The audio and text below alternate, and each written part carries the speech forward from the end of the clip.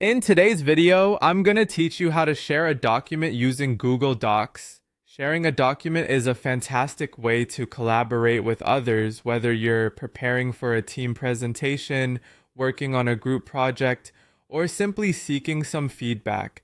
It's a straightforward process, but taking a moment to understand each step can really enhance collaboration and ensure that everyone you're working with has exactly the access they need. To get started, the first thing you'll need to do is open Google Docs and navigate to the document you'd like to share.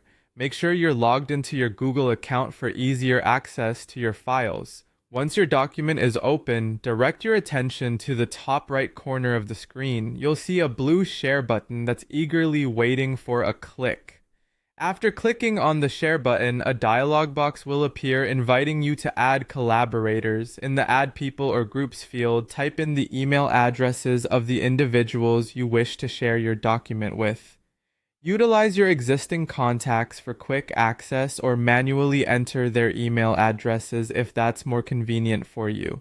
It's a good idea to double check those addresses to ensure your document reaches